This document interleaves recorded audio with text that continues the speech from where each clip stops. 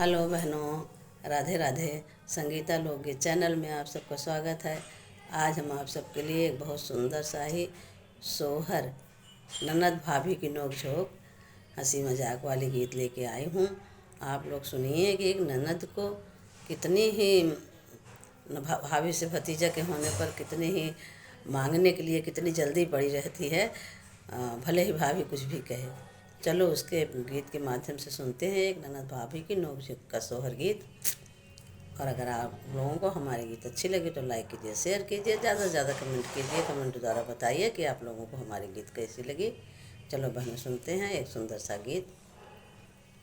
ससुर से ननदी आई आंगन दुआरे पे ठाड़ी बाई, आंगन में ठाड़ी बाई हो भौजी दैना देत्यो हाथे का कंगनवा भतीजवा ने ओछावरी, भतीजन ओछावरी हो। भीतरा से भौजी निकरी हथवा गोड़वा जोरत निकरी, दुई नौ हाथ जोरत निकरी हो।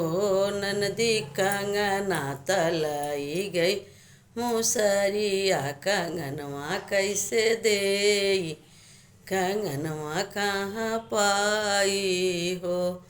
ननदी कंगना तलैगा बड़का मूसवा कंगनवा कहाँ पाई, कंगनवा कैसे देती हो। दुआर से ससुरु आए आंगना में ठाड़ भाए, आंगना में ठाड़ भाए हो।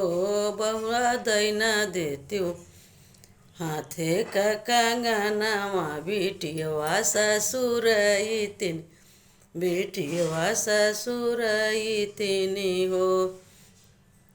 ससुरु तोहार कसम तोहरे दामाद कसम, लड़िकन के फूफक कसम हो।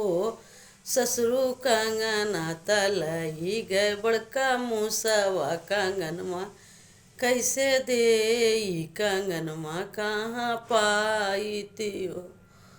दुआर से जेठाए आंगन में ठाड़ भाए, आंगन में ठाड़ भाए हो। छोटी दैना देत्यो हाथे का कंगनवा, बहिनिया ससुरई तिन, बहिनिया ससुरई तिनी हो। तो जेठा तोहार कसम तोहरे बहनोई कसम, लड़िकन के फूफक कसम हो। जेठा कंगना तलई गई, मुसरिया कंगनवा कैसे देई, कंगनवा कहाँ पाईती हो। दुआर से देवरा आए हथवा दुई नौ जोरत आए, हथवा दुई नौ जोरत आए हो। भौजी दैना देत्यो हाथे का कंगनवा, बहिनिया ससुरई तिन, बहिनिया ससुरई तिनी हो।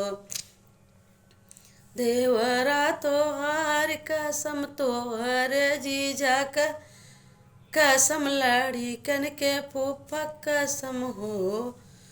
देवराल कंगना तलई ग, मुसरिया कंगनवा कहाँ पाई, कंगनवा कैसे पाई हो।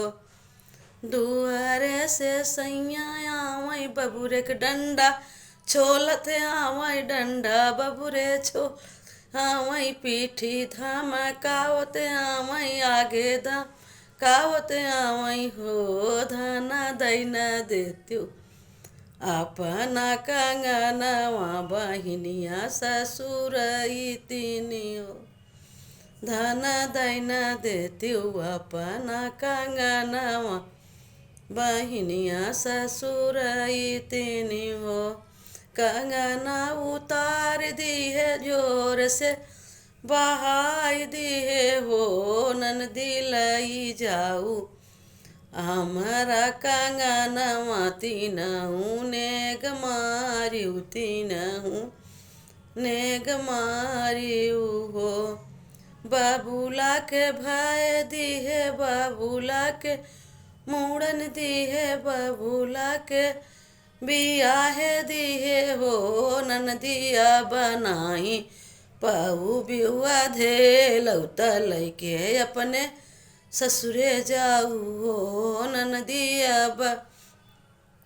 नाही पहु बिहुआ धेला त लैके अपने ससुरे जाती हो।